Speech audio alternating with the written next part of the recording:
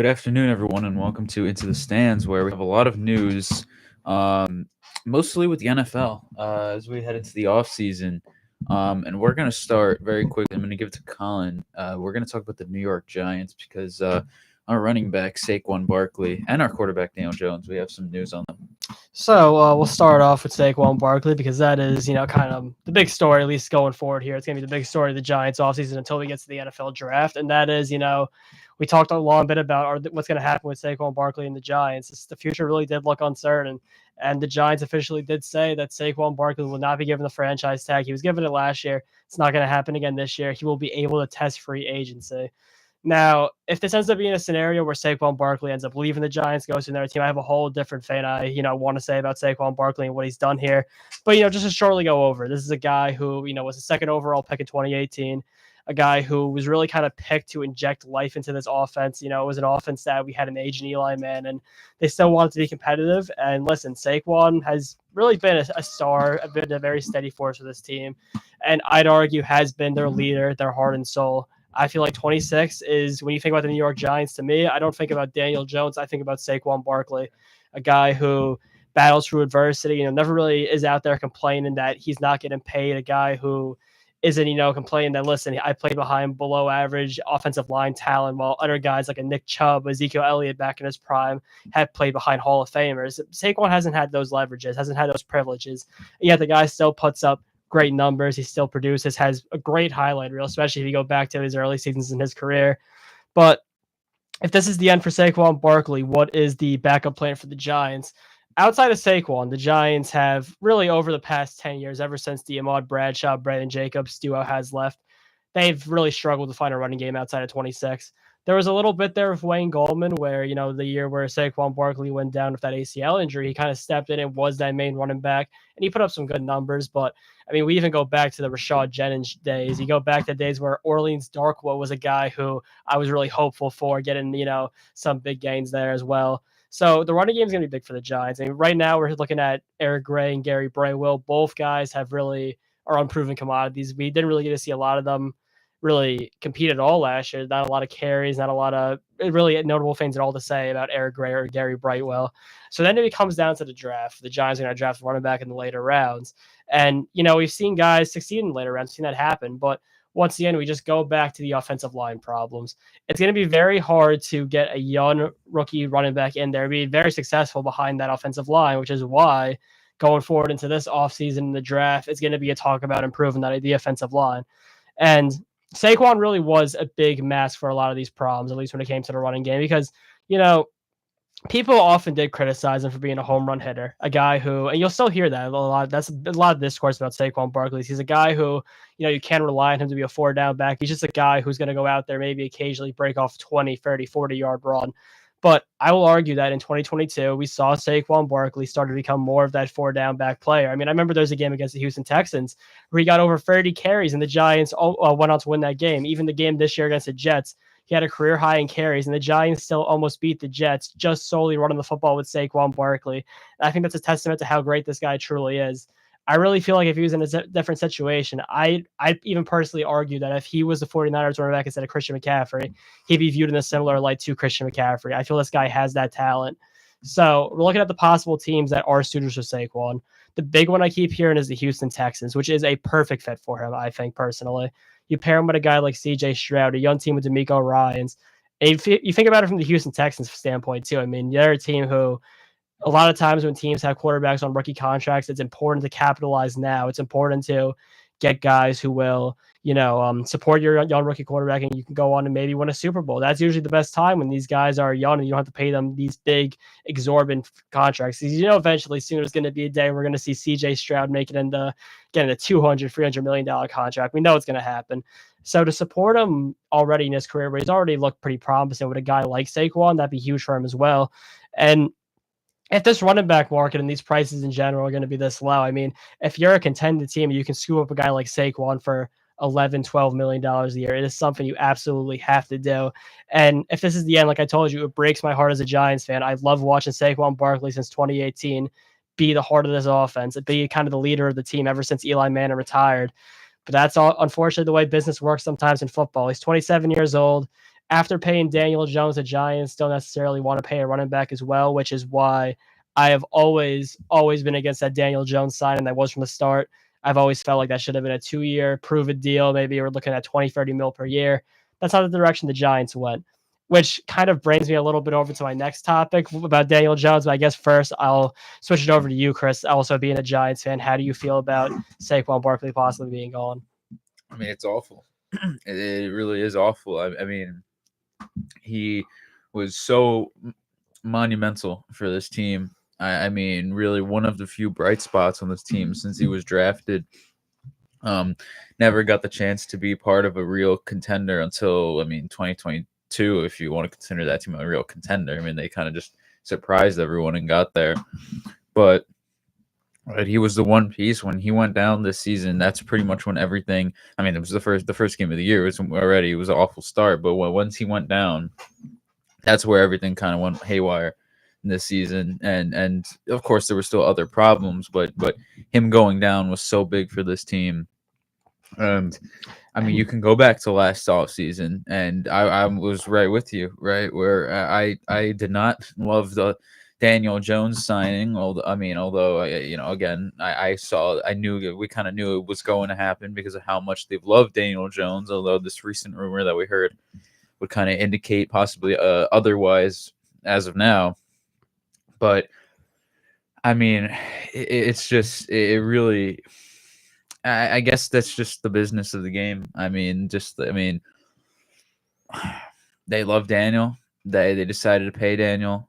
Running backs don't last forever, and I guess their idea is we can find another version of the Saquon Barkley, or maybe find other pieces in other areas. I'm not entirely sure. It really sucks, but yeah, I'm really hoping that this draft can provide something.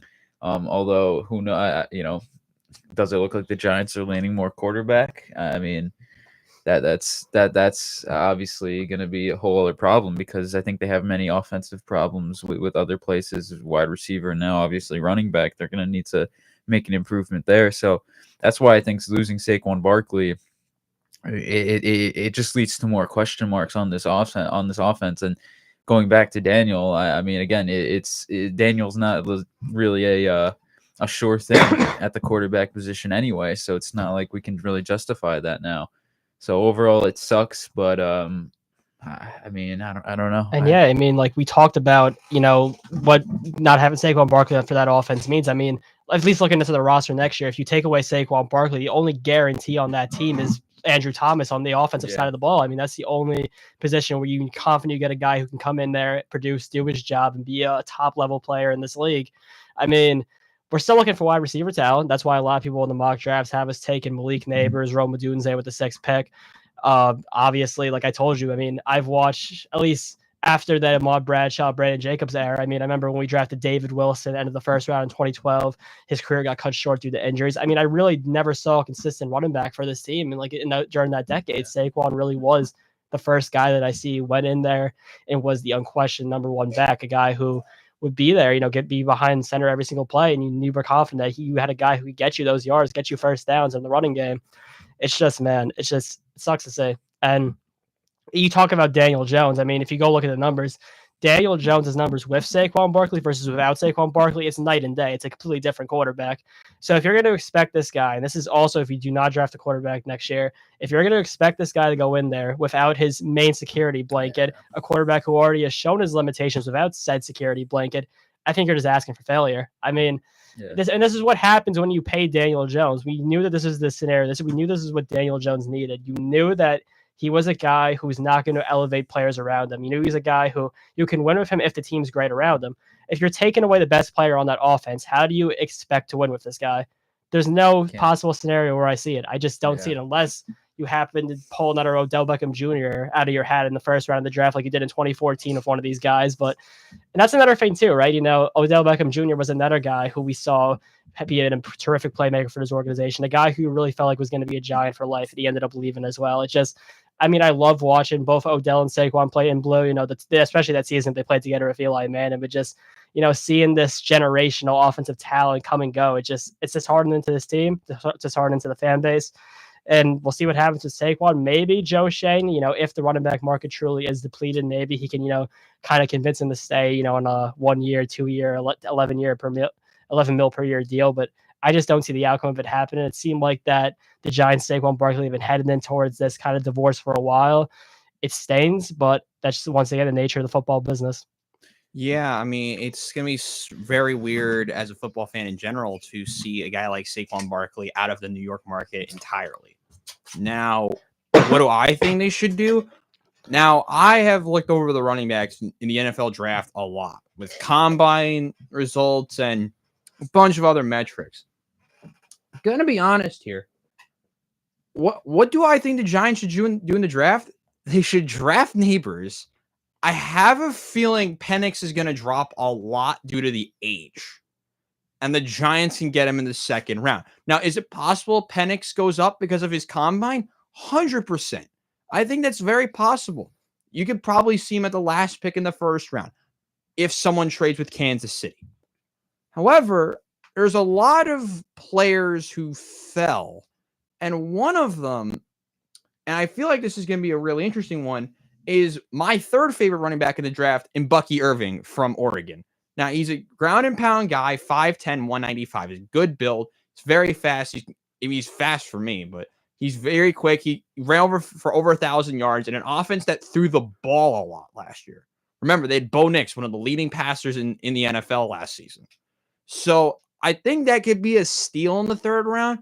Heck, I think a lot of the running backs are going to fall this year. So if they can land, I like Jonathan Brooks a lot, but I don't think he's going to fall past the second round. I'm not sure on Estime. That was a weird one because he had a really bad combine. Blake Corum's the safe pick, but I mean, he's strong, he's agile, but he's 5'8". So if you're looking for Clyde Edwards-Helaire 2.0, there's your answer.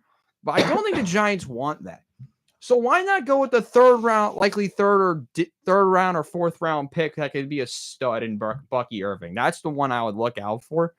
But the Giants have more options than people would think of because, I mean, a lot of people are saying they should draft J.J. McCarthy. I don't like that. Not because I thought J.J. had a bad combine, which he didn't have. He didn't impress anyone.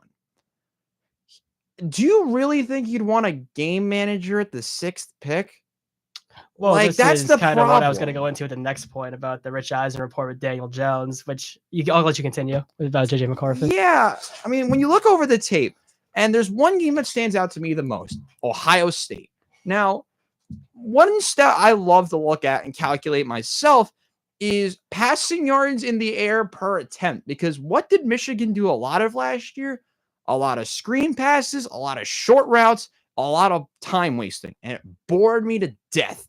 And there was one game, we're going to pull it up here.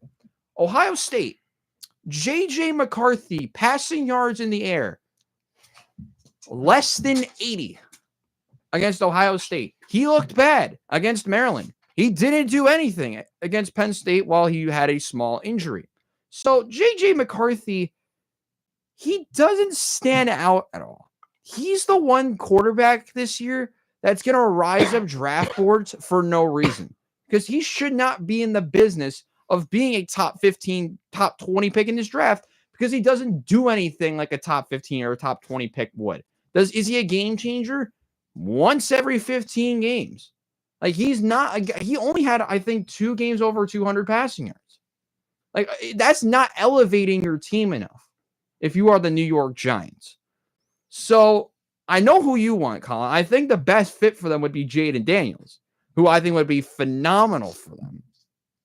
But if you can't land your Williams, your Daniels, your Drake May, you have to go with your probably next best available, which it's not going to be Marvin Harrison because he's going 4th. I would think he would go 4th. You probably have to, I'm going to call it a settle here, but you'd probably have to settle with Malik Neighbors, who I think you guys would be happy with. I think you'd be happy if you were able to draft Malik Neighbors and pair him with Jalen Hyatt. I think that'd be a great get. But J.J. McCarthy, I've been a very big critic of J.J. McCarthy for the last year plus. He doesn't impact your team as much as you think he could. So that's my one flaw with JJ, but I want to hear your thoughts on it, Colin. Yeah, so moving over to the report that came from Rich Eisen saying how the Giants are reportedly done with Daniel Jones. The whole situation in general. What are the Giants going to do at number 6 overall? Now, all indications say that those top 3 picks are going to be Caleb Williams, Drake May, and Jaden Daniels going to the Bears, the Commanders, and the Patriots. Now, as you said before, JJ McCarthy is starting to rise up draft boards. He had meetings with the Giants. They're starting to hear a little bit of chatter there. And they're saying a lot of people are saying that's the worst kept secret. The Giants are looking to move on from a quarterback. I mean, I almost could have told you this last year that if the season fell apart, I didn't see once again. I had my problems with Daniel Jones. They're well documented on this show. I like the guy, what he's done for the team. I like the 2022 season. There's been some moments, but once again, this is not a Super Bowl winning quarterback. I've always felt that way about Daniel Jones. But the problem with getting the JJ McCarthy to me is it feels almost very reminiscent of the 2019 draft when you did draft Daniel Jones. Because we go back to that 2019 quarterback draft. I mean, the only 2 guys in that draft who ended up getting the second contract to be a starting quarterback were Daniel Jones and Kyler Murray. And Kyler is a good quarterback in this league, but, he's had his limitations, had his concerns. So overall, if you're looking at the past couple of years, 2019 is probably the worst quarterback draft that we've had. And that is the year the Giants decided to draft a quarterback and ended up taking Daniel Jones. Originally, what I thought was going to happen is I strongly felt like the Giants were just going to ride it out this year with Daniel, then give it up after next year, then draft next year. And what I heard is a worse quarterback or weaker quarterback draft class. And I kind of saw kind of a repeat of the cycle. Now, I think drafting JJ McCarthy is a repeat of that cycle. Now, I understand Brian Dable could be a quarterback whisperer, getting a young quarterback in that system, a guy who Joe Shane and Brian Dable actually drafted. Because, Daniel Jones is still from the Dave Gettleman regime. So getting one of their actual guy, being able to draft, develop him, that's huge for them. But once again, though, I also feel like this can't be a punt year with Daniel Jones because I have a strong feeling that if Daniel Jones has bad play, things go sideways again, I could see Brian Dable get an X. It's not something that I want. It's not something I feel like this team should do. But let's face it, the Giants have not had a very sustainable record since Tom Coughlin with their coaches. Brian Dable is the first one since Coughlin to make it past his second year, as crazy as that is to say. McAdoo was gone after 2 years, Shermer after 2 years, Judge after 2 years. Dable's the first one to actually make it the year free since Tom Coughlin. So, to me, I think you have to make sure that you draft a franchise quarterback. And it's going to be hard to trade up with the Bears, the Commanders, and the Patriots. You've said it before. I really do like the fit of Jaden Daniels going to this team. I think getting that athleticism, a guy who threw 15 touchdowns in the SEC, won the Heisman, that's kind of what you need. That's kind of what works.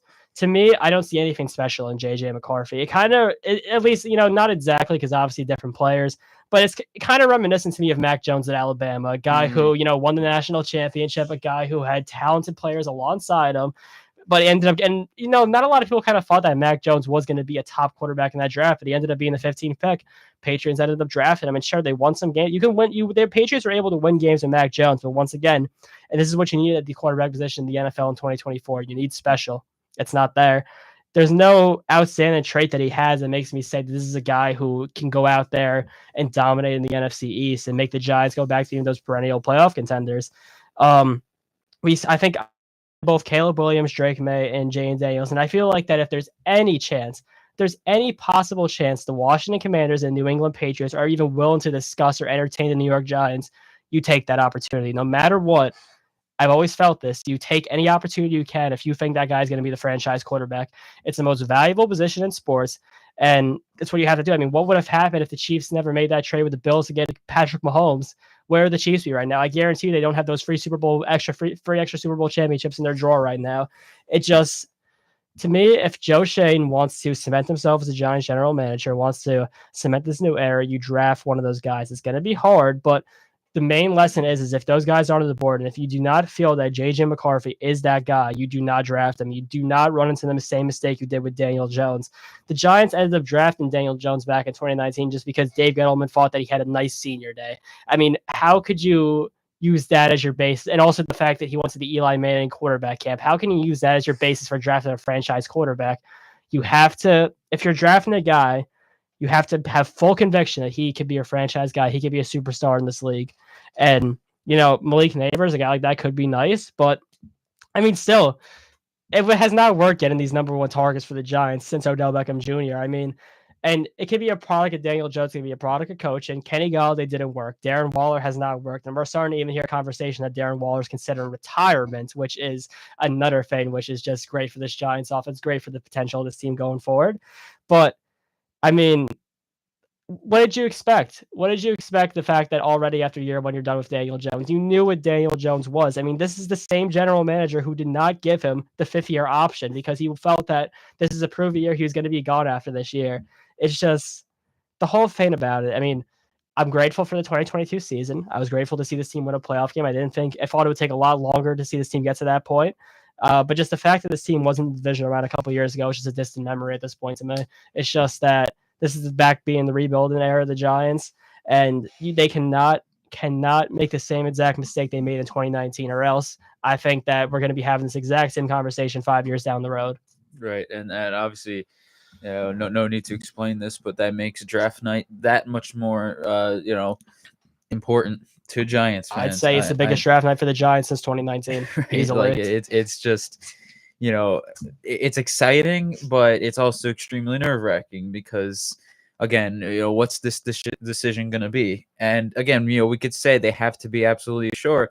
I'm sure David Gettleman was absolutely sure that Daniel Jones was the guy.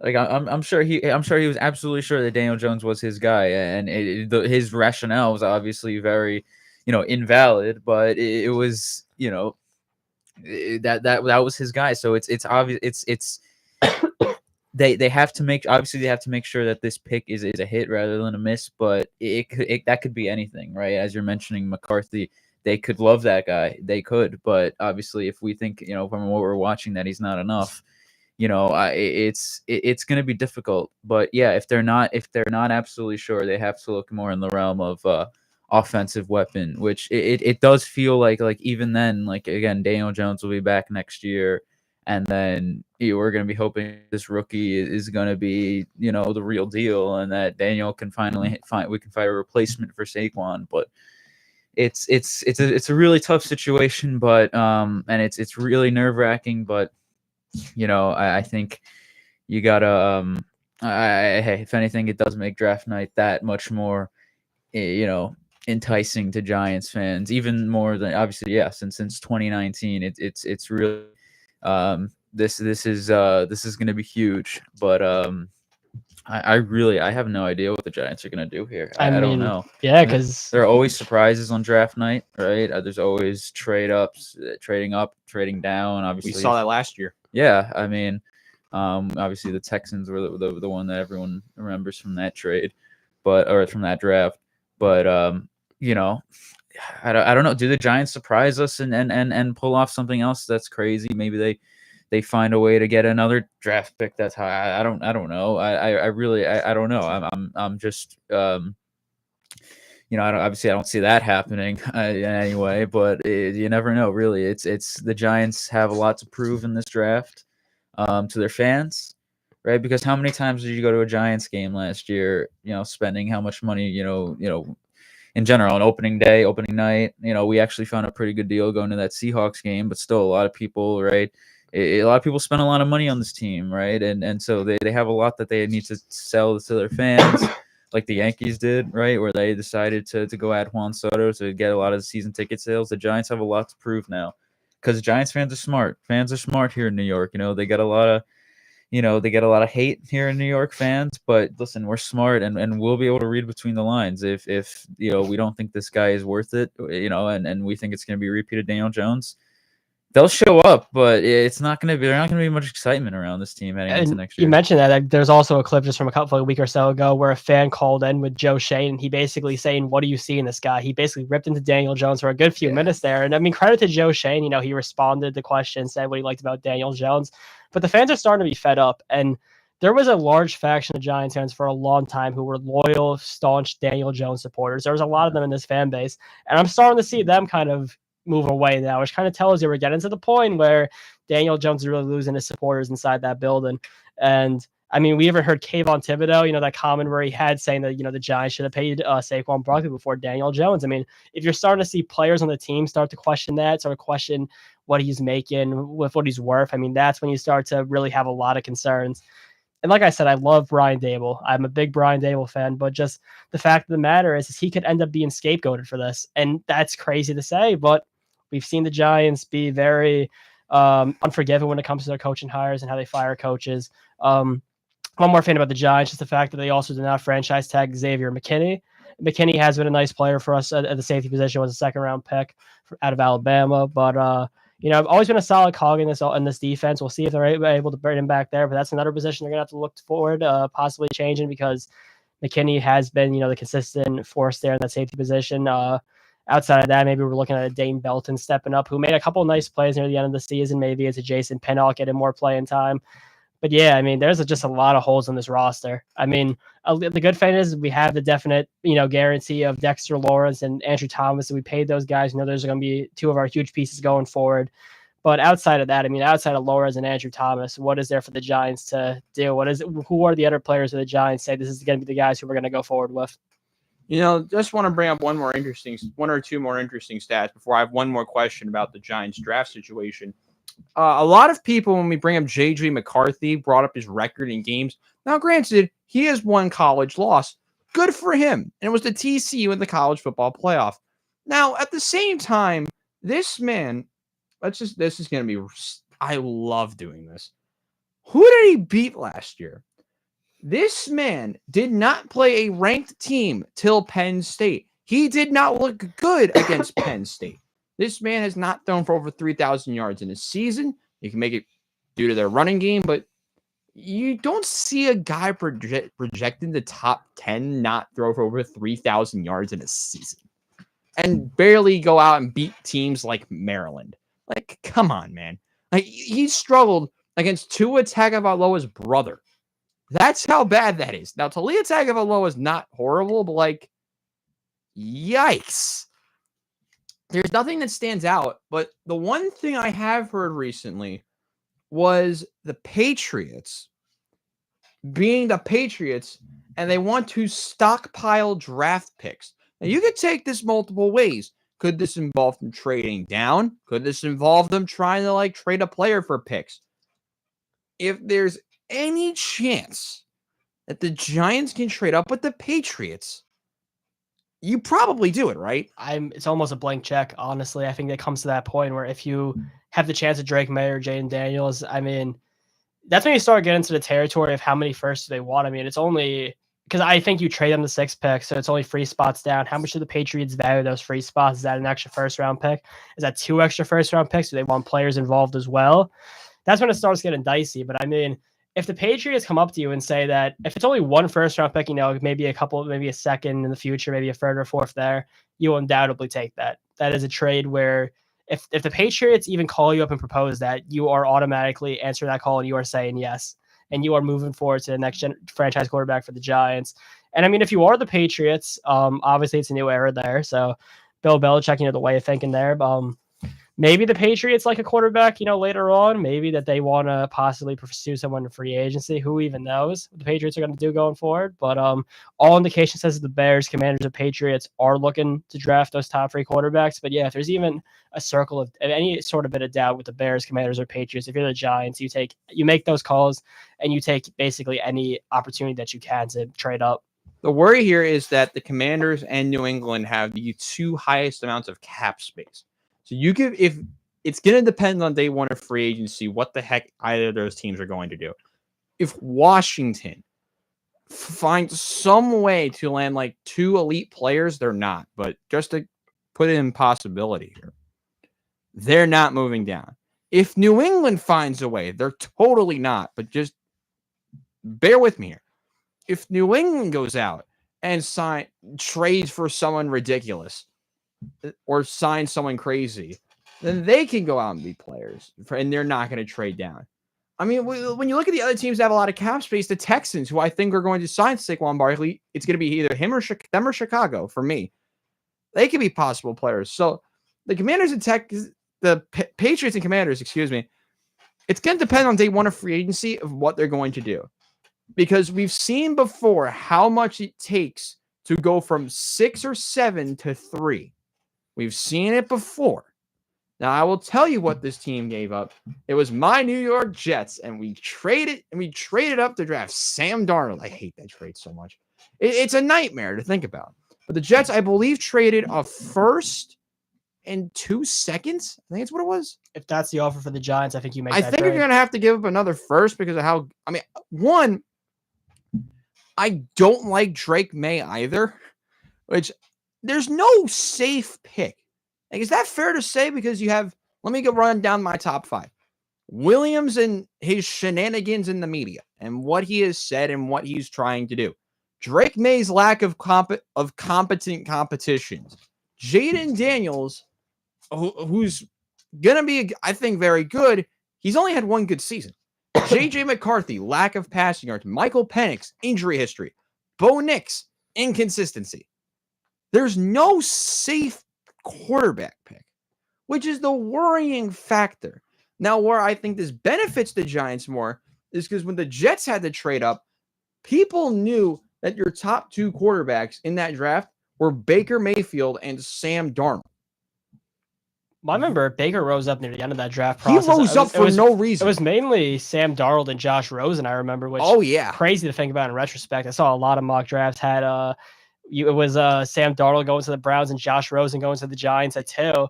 But just the fact that Josh Allen and Lamar Jackson are viewed as the 4th and 5th best quarterbacks in that class, I think that says a lot about how often people we can get it wrong, right? So who knows about what Penix and next McCarthy can become. But yeah, I mean, I just think that if you're the Giants, you're drafting the quarterback, I think it has to be one of those top 3 guys. 100%. So we're gonna head to the insanity of the last 48 hours with NFL players getting cut, because there's a lot. And there's a couple that I think stand out. I mean, which one? I think Russell Wilson is obviously the biggest story. By the way, this is a new one. I didn't know this. So first of all, the Bills cut. We're not going to talk about that much. The Bills cut Tre'Davious White. What we didn't know is that Tre'Davious White is a post-June 1st release, so we'll probably have to wait a while to see Tre'Davious White. But we'll start with Russell Wilson. And how much of a flop this was for Denver's perspective. Colin, we'll start with you. I mean, the possible flop trade of the century. Well, obviously the Broncos had Super Bowl ambitions when they first made that trade, and that first year was awful because, I mean, we can all face the fact that Nathaniel Hackett was not equipped at all to be a head coach in the NFL. Granted, there were other problems there. Russell Wilson really had the worst year of his career. They brought in Sean Payton, trying to, kind of fix that core, but Russ did have a better season to his credit. Russ was not an awful quarterback last year. And, if this is going to be what his market is going forward, if he's going to be a guy who, because I don't imagine him getting a lot of money if he ends up being a starter for a team. I don't think a team's going to go out there and pay him a lot. I mean, if you're a team like possibly Pittsburgh, which is where I think he's going to end up, I think that's a pretty good move for the Steelers to make. I think getting Russell Wilson in there is an obvious immediate upgrade over Kenny Pickett. You want to have an actual quarterback to compete in that division with Joe Burrow, Lamar Jackson. We'll see what happens when Deshaun Watson comes back. I think that's a good move for the Steelers. But yeah, that Broncos team, that's rough. Granted, the Seahawks then ended up taking a quarterback with those picks. With that first round pick, they ended up getting Devin Witherspoon, who's been a great player for that defense. But just the fact that this is a team who was supposed to challenge, the Chiefs in the AFC West, a team who was supposed to compete for Super Bowls. I mean, I've seen just a lot of the narratives, though, around Russell Wilson as a result. This is, I'm not a fan of, because I do feel like Russell Wilson in Seattle truly was a special quarterback. He was a guy who, at least for a few years, to me, was a top 5 quarterback in this league on a Hall of Fame trajectory. Granted, the Denver fan's going to really hurt his legacy, but it's not like Russell Wilson is a bad player and the Broncos shouldn't have made that trade because he was a bad quarterback. Russell Wilson was a great quarterback. I mean, he even go back to 2021, you'll have me saying the Giants should have made that trade for Russell Wilson, because I was a big Russell Wilson fan. And, like I said, last season showed improvement, so I think he is a viable starting option to a lot of teams in this league. Like I told you, I think that Pittsburgh's the way to go, and I'd like to see that partnership happen in the AFC North. Yeah, and if I'm not mistaken, of course, I believe you're right. It would be a minimum wage signing, so it could be. It depends. Right. So probably will. Yeah. So I mean that obviously leads to more of a reason to sign him for teams like that. But even then, I mean, it's definitely shocking. But I guess the direction they want to go, I'm assuming the draft. I'm assuming looking at a quarterback. I mean, Yeah, I mean, they're not necessarily high up, so it's like they have Jared Stidham right now. Right. Maybe they get someone in free agency. I mean, something I guess I could see them going out there getting like a Gardner Minshew, just to hold them over for a year or so. But still, I don't know what the plan is for Denver. and right, I'm assuming the main reason they did this. I mean, right, obviously, he had a better season last year. Obviously, this doesn't go as planned, but what I heard, the Michael K show, they're talking about leadership from Russell Wilson, right? How his personality is something that's always been a question mark for a lot of people. I don't think I really need to explain specific examples. I think just for those who know Russell Wilson. I just feel like discourse around is just really strange in general. Yeah, I feel like because we've seen a lot of quarterbacks like be friendly to the media, and I've never seen a quarterback get so much hate for it as like Russell Wilson. I think it's just the nature of people, just wondering why this guy, got worse and what play fell off. But I feel like a lot of the narratives and the conversation about Russell Wilson, I've never really been a fan of it. I just feel like it's really like strange to attack him for that. So, I never really understood it either. I mean, I don't think they were necessarily agreeing with that. They were just, bringing it up as like a possibility for why the Broncos went in that direction. That, you bring up other guys throughout history or in recent memory of like good leaders, someone like they were talking about Kirk Cousins, who's still has a job usually because or is still a fairly valuable quarterback because he's such a leader in his clubhouse and beloved by teammates. And so I mean I'm sure that's a big thing, but man, it's one of those things where the Broncos, they had to make that trade, right? I mean to get they it looked like they were gonna be back on top or possibly be a real contender, and it's one of those things. Again, they had to make the trade, but it just looks so bad in retrospect. And yeah, it's really interesting. I think by far the most interesting situation in free agency right now, I think. And yeah, maybe if the Broncos didn't get off such a rough start last year, they could have made the playoffs. And, that's just the business of the NFL. Sean Payton, they've put in their eggs in their basket going forward. And Payton, was the architect of a lot of those Saints teams. But we'll see if he can do it without a quarterback, right? I mean, that's a lot of these head coaches. We've seen them struggle without their Hall of Fame quarterback. Without having Drew Brees there, being in that situation in New Orleans, we'll really see what Sean Payton's kind of made of, right? We'll see how he shifts his culture going forward. You're not going to have it because Russell Wilson, regardless, is a big voice. He's a big presence, having that Super Bowl, winning experience, having all the accolades that he's had throughout his career. So we're really going to see Sean Payton build this culture in Denver, and I think that's going to be interesting to see going forward. Yeah, I 100% agree. I mean, they don't have cap space at all. They're negative 16 million. So they're going to need to make some moves for some cap space. They don't have a free agent that I would necessarily need to say that they need to re-sign. So if they can find a way to restructure some contracts, the problem is I don't know who you restructure because you have a lot of players that, I mean, I'm probably looking at a guy like Cortland Sutton off the jump, Mike McGlinchey. Let me just throw out some numbers here. Zach Allen as well. Just put some cap space in your team. You'll have about 11, 12 million if you make another move or two. But with who they're going to possibly be losing in a couple of years that you need to re-sign, guys like Justin Simmons, who I think actually is going to get in a new deal. There's a couple other people here too, but man, they're in a very bad spot because next year, who do they lose? I mean, you're going to have next year have to re-sign Pat Surtain. Is that the trade we see out of nowhere? Them trading Pat Surtain if they don't have the money? I mean, they're going to have the money, but are they going to be good enough to retain Pat Surtain? Like, that's just a possibility here. But they're in a weird spot. I don't have a lot of faith in them to do anything. It's going to have to be backloaded contracts to Kingdom Come because right now, if they're trying to front load anything, it's not going to happen. But Denver, they're in a weird spot. Could they draft a quarterback? Probably could. Probably should. Because I don't know if there's an NFL free agent quarterback that they want that could really help their team out. I mean, first quarterback came to mind was Kirk Cousins, but that's just a Russell Wilson recreation there, ladies and gentlemen. And I believe he's coming off an injury too, so that's a pointless move. So I don't really know where Denver goes. They're in a lot of trouble, and their future is in the hands of whoever they put under center next year because it could go from bad as it is now to worse in the snap of a finger. I mean, yeah, I don't think Jared Stidham's a guy, but you mentioned Kirk Cousins. That's another story because I'm starting to see people have doubts that he is going to come back to Minnesota, and that's another thing too, where you have to wonder what Minnesota's plan is because they had so many different starting quarterbacks last year after Kirk Cousins went down, and historically Minnesota has not been able to really find that franchise guy. So I think you keep Kirk Cousins around. I think it just makes sense considering that this is a team that can still compete team. You have Justin Jefferson too. You want to just surround Justin Jefferson with a great quarterback, or at least a good, a pretty good quarterback in this league. I think Kirk Cousins really much fills that role.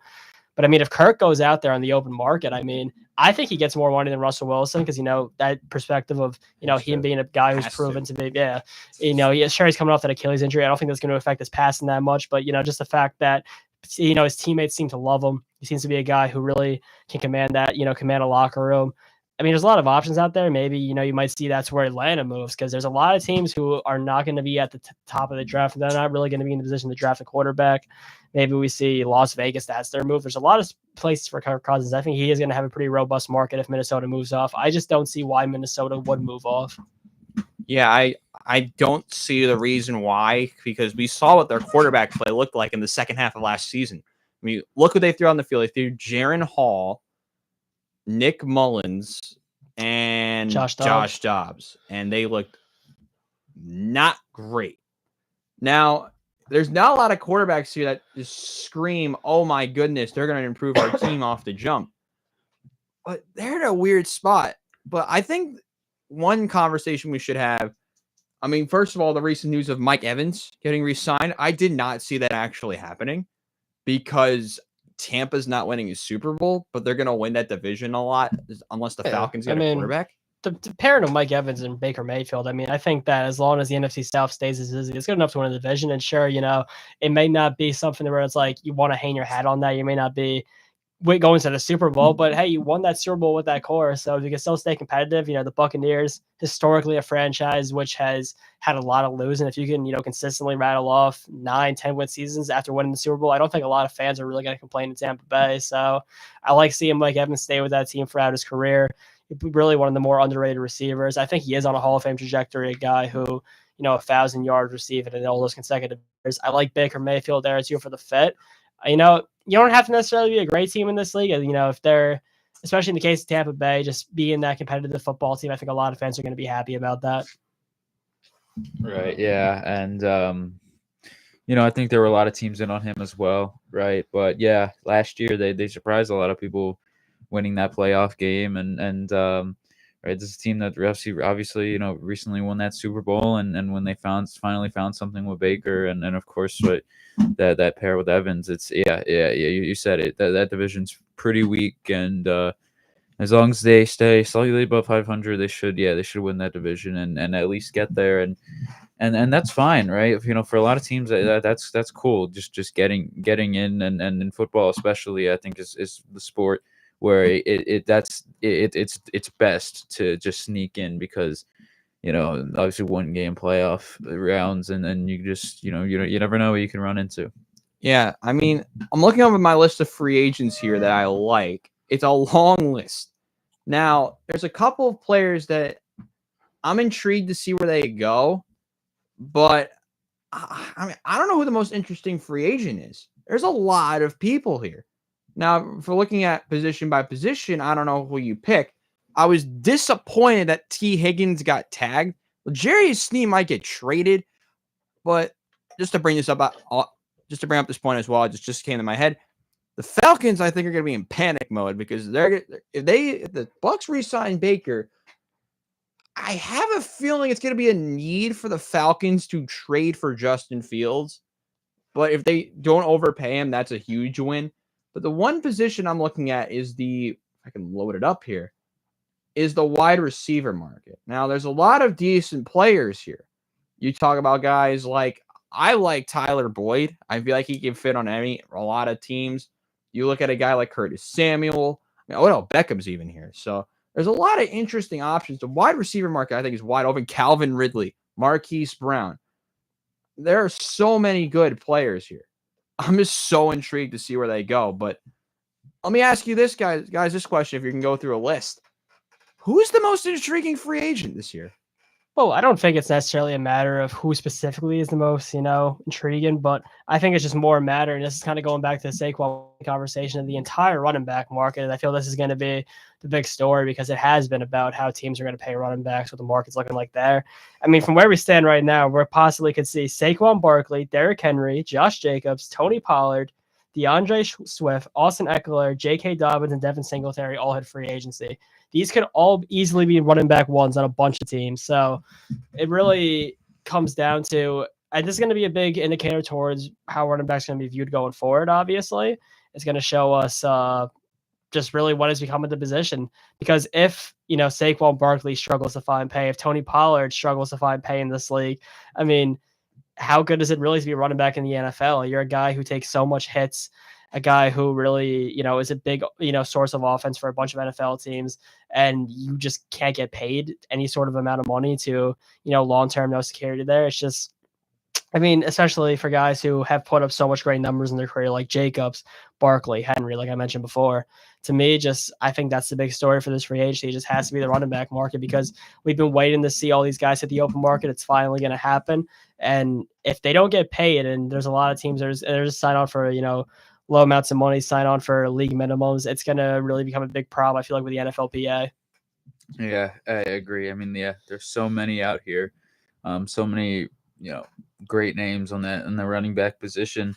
But of course, yeah, as we're talking about with the quarterback position, I mean, guys like Kirk Cousins, of course, and then now Russell Wilson, even someone like Ryan Tannehill, just the list goes on. Some names, and you have a lot of teams out there who are just looking for that veteran quarterback. I mean, the New York Jets, right? I mean, what do you think they're gonna do?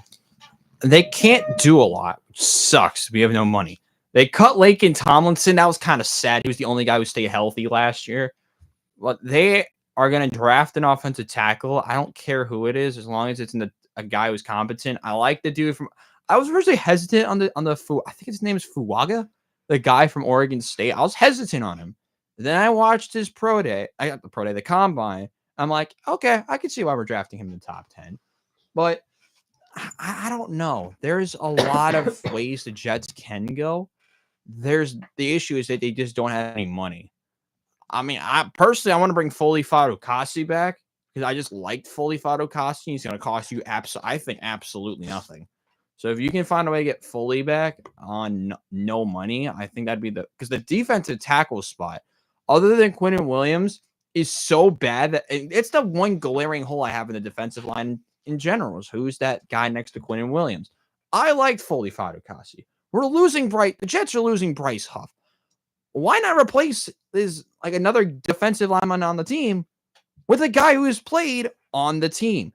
I mean, granted, he left for the money and he got cut from Jacksonville, but I still think he's a lot of potential, a lot of energy left in the tank. The one area I'm still looking at, and it's driving me crazy for how good this list is the players in the secondary. I love what the secondary looks like right now. You have players like C.J. Gardner-Johnson, Chidobe Awuzie, who's underrated. There's so many good players here that could fit on any team and be a cornerback 2 or better off the jump. In the safety department, you just saw Jamal, the former New York Jet, and the guy who claimed himself to be the best in the nation. I think is the best in the nation in trade value because we love that trade, it turns out. In Jamal Adams. There's Eddie Jackson, Quandre Diggs, who got cut yesterday. There's the secondary market. You have Micah Hyde and Jordan Poyer, who both are now off of the Buffalo Bills, who they're now a mess. Jordan Whitehead from the Jets. I kind of want to bring him back, but I don't at the same time. And there's so many other names. Sean Murphy Bunting, who's underrated on the Titans if he can stay healthy. There's so many good players in the secondary market. Some wish I didn't get tagged at all. A guy like Antoine Winfield, who I would have loved in the Jets. But there's this cornerback market, the secondary market in general, is so deep that, like I said, you could sign most of these guys. They're going to, especially the ones at the top, they will be a cornerback 1 for you. You could trade for L'Jarius Sneed and give him a new deal. I feel like that's a possibility with some of these teams that have a ton of cap space.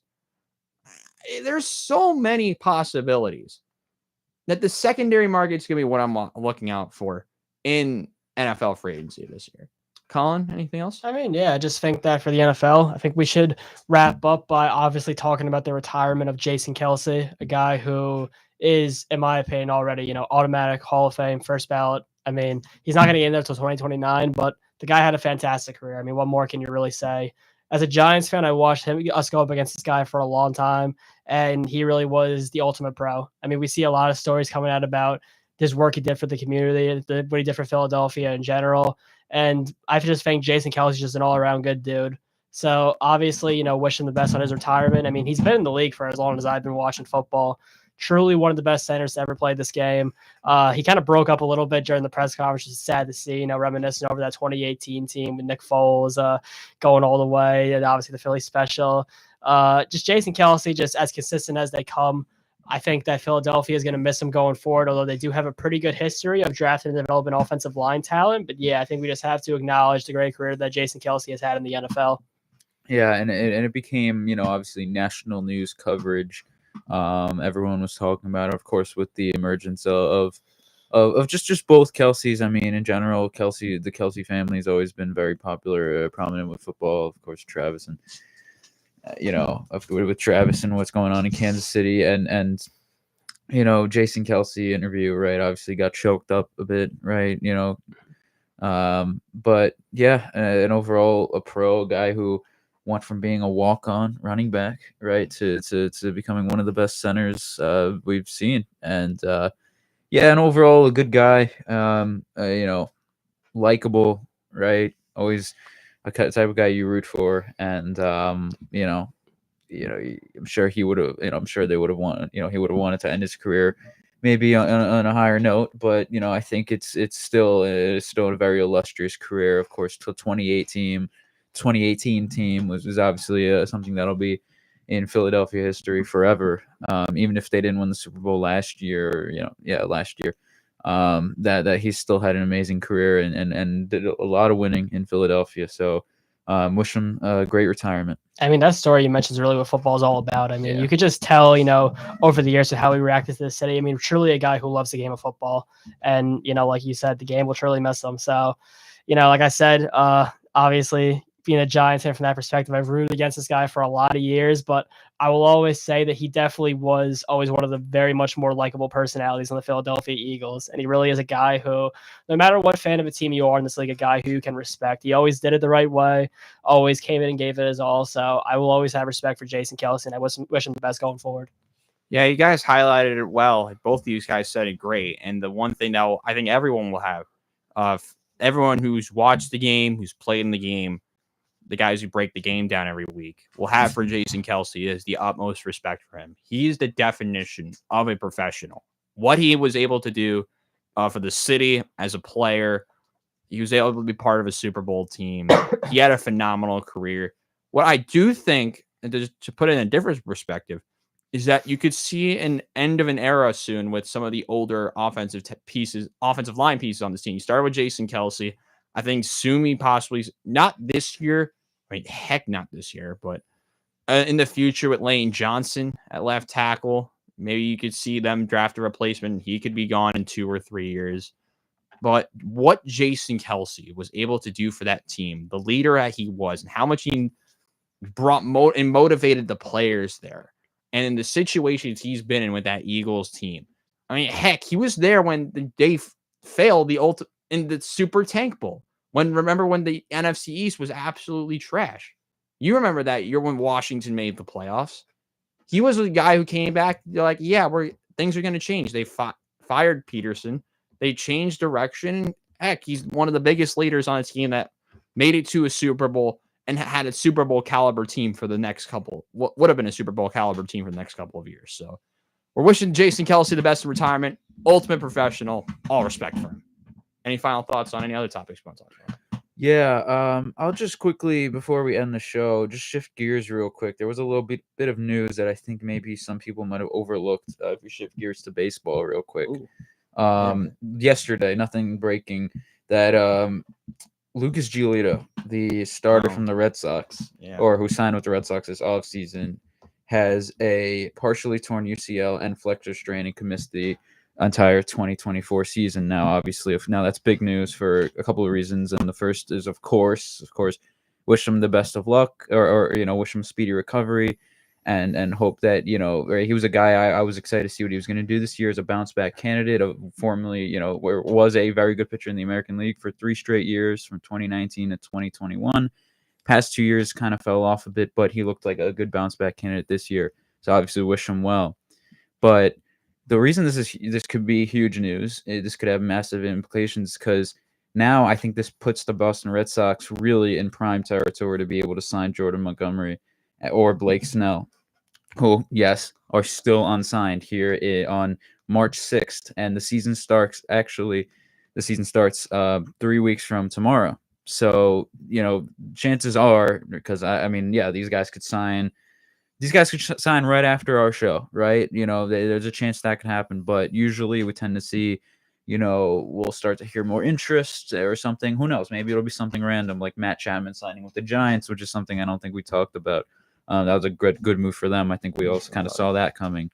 Although that's also another story, is how he was offered $100 million, but from the Blue Jays, got asked for over $100 million and ended up getting $53 million. And that also happened with Cody Bellinger, a similar situation. So, of course, it's pretty obvious that Scott Boras is not having a good offseason with his clients.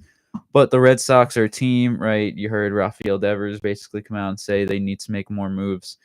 Obviously, this is scary from a Yankee fan perspective, right? But that I don't think I don't know. I don't think the Red Sox are going to be the best team in baseball next year. I think that's easy to say, but who knows, right? They somehow find a way, and I think it does put them in prime territory to sign one of these two guys. Although the market is apparently heating up. So just a note I wanted to bring up that I feel like I'm saying this every year now, but I would keep a close eye on one of those two guys signing by our next show. 100%. Possibly one of them with Boston. Yeah, 100%. And I think the signing of Jordan Montgomery, this is going to sound weird, will be more beneficial in the short term than Blake Snell. And why I say that is that, for those who don't know or have been living under a rock, the Red Sox have a very intriguing pitcher that I like a lot in Bryson Bayo, the right-handed starter who I think has a ton of potential. The issue is he's not an ace yet. He's still young. He still has a lot of room to grow, a lot of room to develop. What he can bring to you as a 3-starter is one of the more underrated arms in the game. Now, is that possibly, am I overrating him a little bit? Possibly. I do that with a couple of players, but what the stuff that Bayo has, it's being slept on a little bit. And I think that could help Boston out in the long term. If you throw this man as an ace, he will get annihilated. He will. He'll be not one of the more not good aces in the game of baseball. However, as a 3-starter, for now, he could be one of the better pieces on a possible dark horse team to make the playoffs if they actually go out and sign Montgomery or Snell.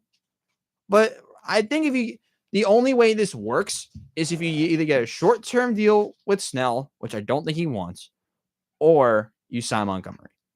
One thing I want to bring on real quick, unless you have any thoughts on this, Colin, was Iona Basketball. Shout out Iona Basketball. We haven't talked about them at all. And that's not because they've had a very up and down season. They are heading to the MAC tournament next week. I might be there. A couple of my friends might be going. But, I mean, if you guys want to highlight a little bit of Iona Basketball, maybe talk about them a little bit, Colin? I mean, it's just going to be tough for them to actually get into the tournament. I mean, you consider the struggles they had this season, first season under Coach Anderson. Just to me, I don't really see the path. I mean, this is a team that has struggled to win consecutive games, get on a winning streak. So, I mean, from where they stand right now, how many games do they have to win in the tournament? 4. However, 4 wins. That's a tough ask for this group from what we've seen so far. However, they do have a path, ladies and gentlemen. However, with the last 2 games of the MAC regular season, they're going to need some help. Now, first of all, Iona has clinched playing on Tuesday, which kind of sucks because they could be playing at as early as 5:15 in the afternoon, or they could be playing at like 10-something at night. However, they play the bottom two, which could put them at 11-9. They're not going to have the tiebreaker over Ryder, and they're not. And with Niagara's schedule, I don't think they're going to have the tiebreaker over Niagara. If they finish 11-9, you'd have to beat Manhattan, and then you're going to need help from the top because you don't want to play St. Peter's or Marist if you are Iona because you struggled against both of them. I want them to play Fairfield because they can beat Fairfield. They did it twice already. And then that would set up a matchup. I think this team could possibly make the semifinals. It'll be much more difficult without having the talents of Greg Gordon. However, Joel Brown has really stepped up recently. Sultan Adewale also stepping up in the rebounding department. Jeremiah Quigley, who's been good all year. This team can be so streaky and just shock everyone for no reason, but they can also be the biggest flop and lose to Manhattan in the first round. Like that, it's both things possible.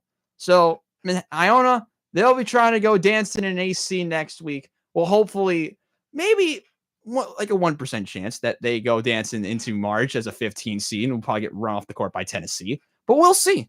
A lot to look out for in the next couple weeks of sports. And on that note, that'll be the end of today's episode of Into the Stands. Thank you guys so much for watching. If you like what you see, make sure to hit the like button down below. No show next week because of spring break. I'm Robbie Basil alongside Chris and Colin. We'll see you guys in 2 weeks. Goodbye, everyone.